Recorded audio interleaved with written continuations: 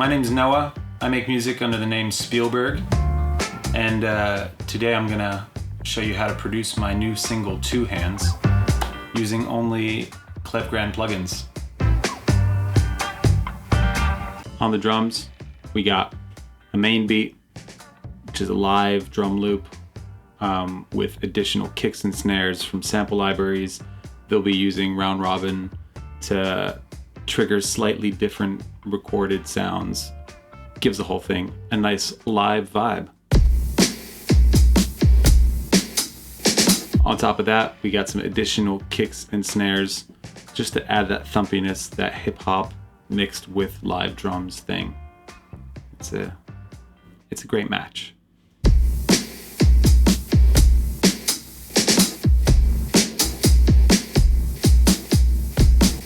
To do that in Logic really easily, just go to track, hit replace or double drum track, and then you can choose whether or not you're doing kicks or snares, and then you can take that MIDI, put it in your sampler track, put it on an instance of Ting, or whatever you want. It's just MIDI. You don't have to go in and add the samples according to each transient. It'll just do it automatically, which is really cool. One of my favorite ones is Reamp. Threw that on a bunch of tracks, like this fill is being used a lot to add life to individual tracks.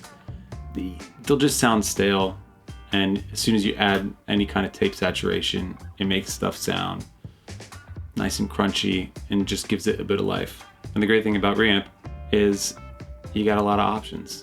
1/4-inch tape reel, preamp tube clean. Right now we've got it on preamp tube drive. This is for specifically the fill. Because I wanted it to pop, I also wanted to have some crunch. Just driving up the higher mids, mix it into taste, and then it really pops with the rest of the drums.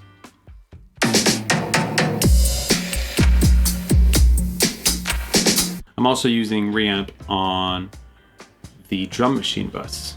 One instance of Reamp going through the guitar tube drive. Again, pushing the higher mids and a little bit of the treble. And then that's all feeding into a core compressor. Here's the sound of the drum machines just on their own.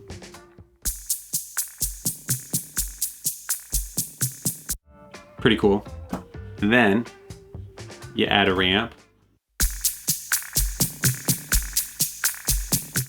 That's already driving stuff nicely. And then you add a core compressor just to really tie the room together. And suddenly you're cooking with gas.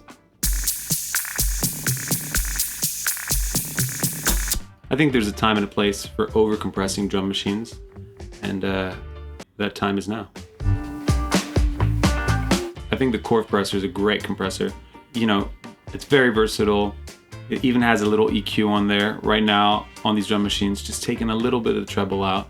It was just harshen up a little bit, but you can really, you can really see what's happening here.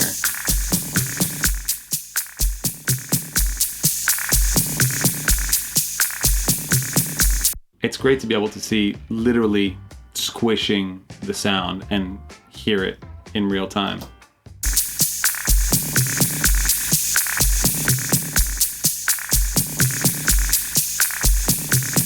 You can really hear a lot of the tape hiss happening on the kicks and on those hi-hats.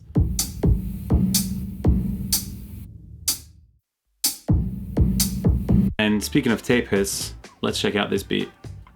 Originally had a bunch of it on it. And then just an instance of Bruce Free really controls the whole thing.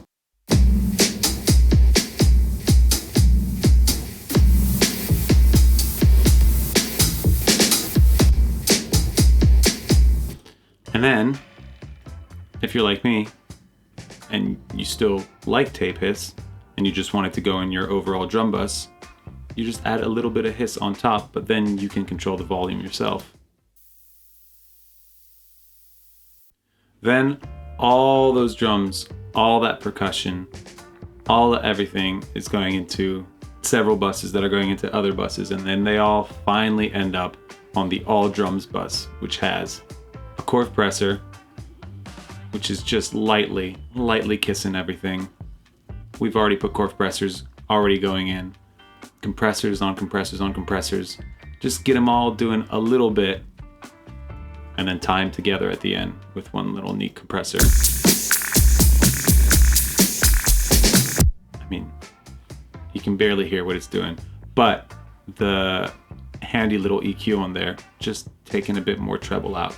Then all of that's going into a aptly named go-to EQ, just taking out a little bit of the highs, boosting a tiny bit of the mids. Super easy to use. You've got your like 4 frequency bands. And then finally, just to add a little bit of character, you go into degrader. So degraders, its whole deal is like this combination of bit depth and saturation. So it kind of sounds like a bit crusher. It's really good at emulating things like, you know, it's got presets here like old 80s sampler, 90s sampler, SNES. You can really go gnarly with it if you want. Like, here's how it sounds with the degrader.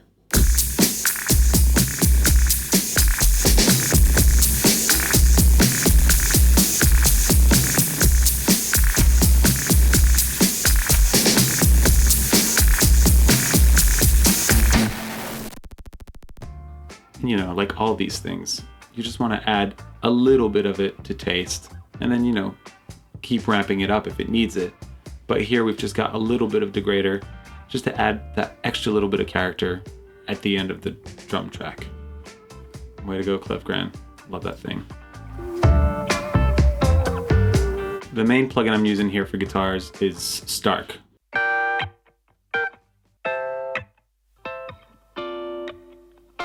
I recorded all the electric guitars through my tiny little Laney amp over there. And I love recording with vibrato. I love playing with this little vibrato pedal that I've got over there. But sometimes you want control, and sometimes, you know, you might want to duck it out for certain sections. So here, I added the vibrato pedal afterwards. So recorded the guitars clean.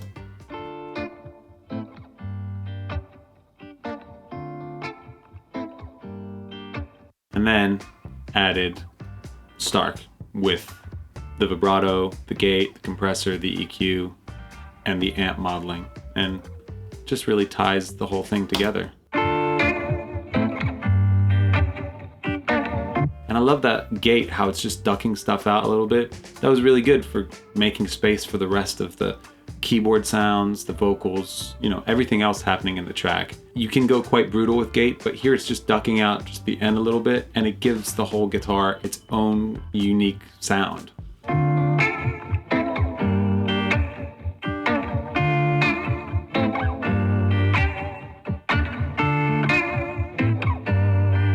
It's honestly really good for guitars, but it's great for keys too. It's great for weird vocal effects if you want them. I would definitely suggest delving into it and try experimenting. Just put some of these noises on stuff you wouldn't expect. In fact, there's an instance of Stark going on top the acoustic guitars. I think it's the same chain that I made for the electric guitars. I copied over to the nylon guitars and then tweaked it a little bit because it was pretty harsh. And that sounds like this.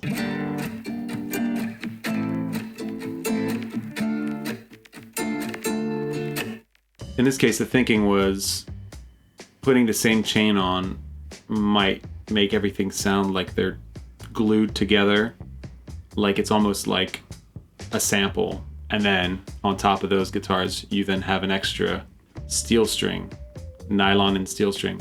I know.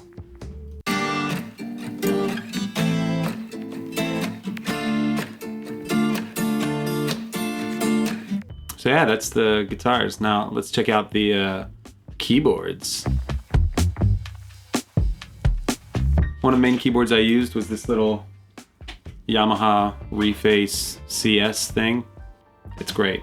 It honestly, for just any kind of keyboard sound you want to make, it's quite easy and intuitive. I think there's a few soft synths in this as well, but the main stuff was the Yamaha keyboard.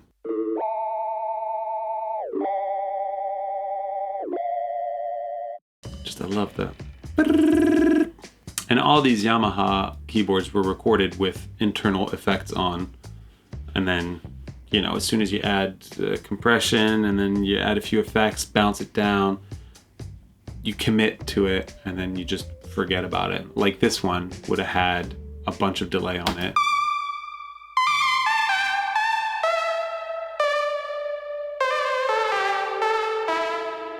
Also, there's this other brassy keyboard, which is actually what the song originally sounded like. So the original version of Ttwo Hands was completely different. It was much more synthy and just a lot sparser.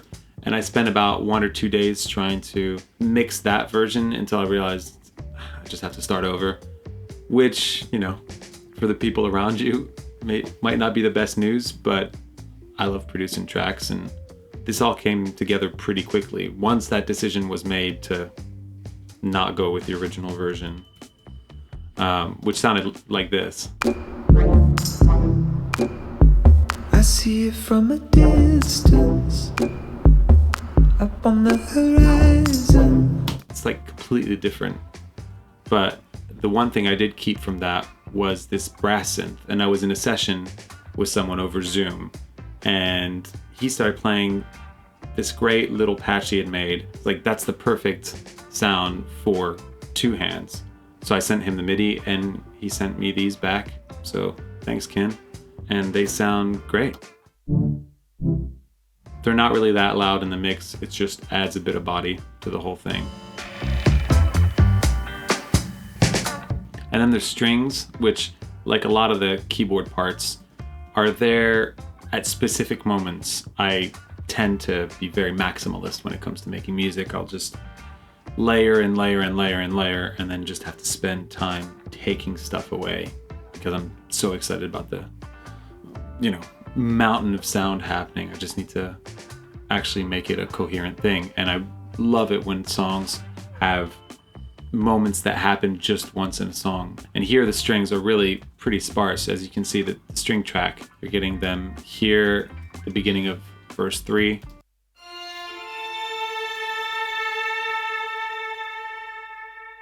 The strings, the piano, all these synths, they kind of have their own moments to shine. And I really like that it complements the kind of hip-hoppy drums. You've got these live sounding guitars and live sounding acoustic guitars and live sounding piano, and then you've got more electronic synths and keyboards. That blend of live and processed, I'm a big fan. So with the sax, a lot of the weirdness was done with a combination of pitch pedals, tape delay, and haze to kind of like widen it up and automate some widening.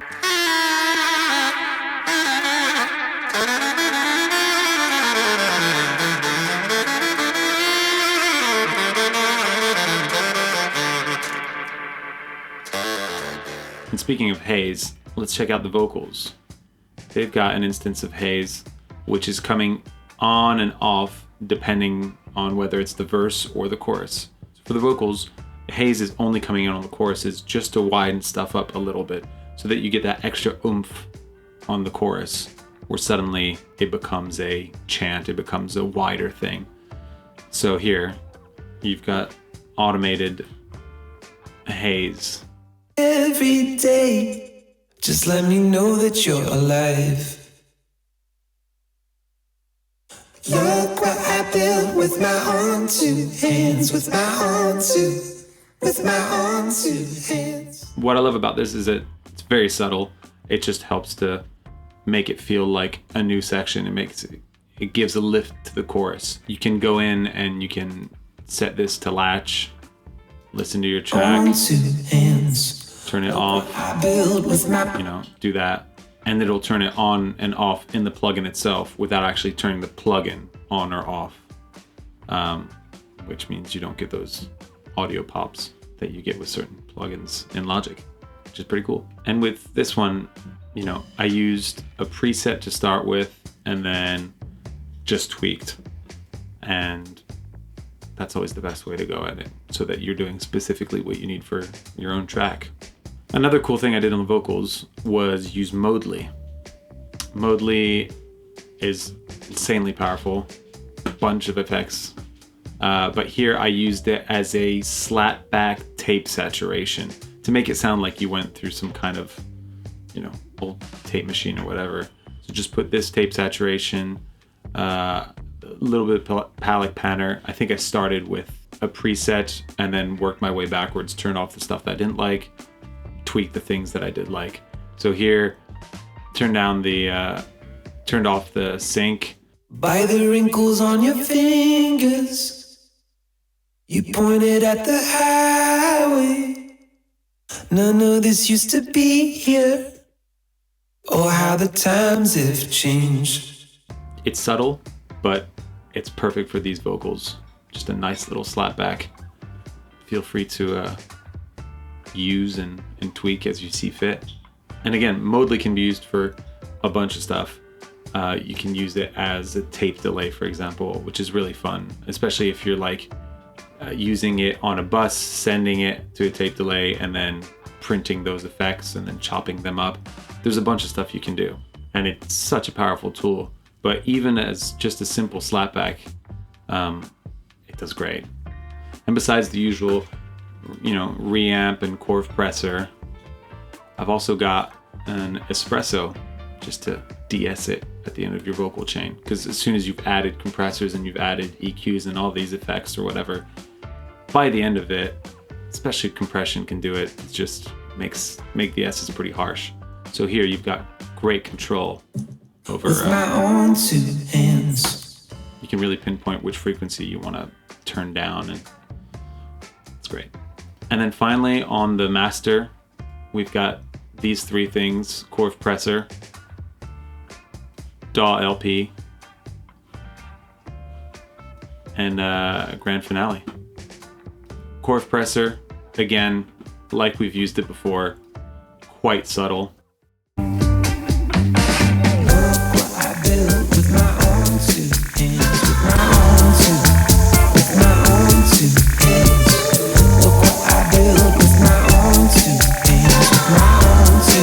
Just gives your overall mix a nice little facelift.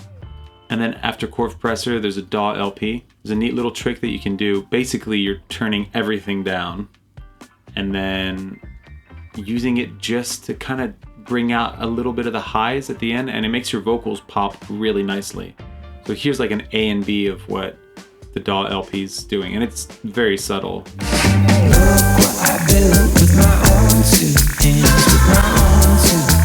with my own two hands. Look what I built with my own two hands. So you can really hear it affect the drum machines and the vocals because they're more in the higher register, the higher mids, and you mix to taste. With my own two.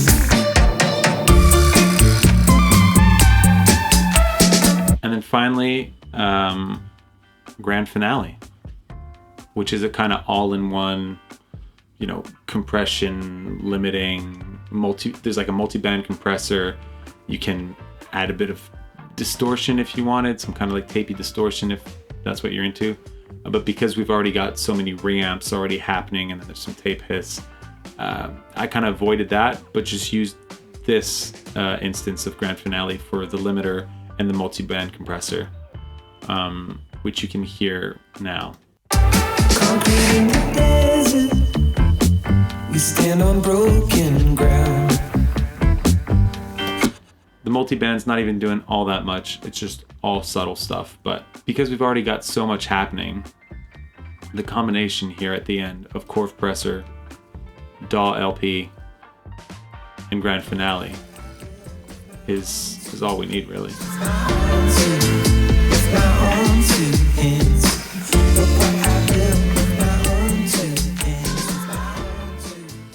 Yeah, that's pretty much it. I think Klevgrand do some great plugins. If you get a chance to check them out, go do so at klevgrand.se. I would say my favorite ones were like Stark, DAW LP, chord compressor, and reamp. I hope you enjoyed the single. You can check it out on Spotify, Apple Music, Bandcamp.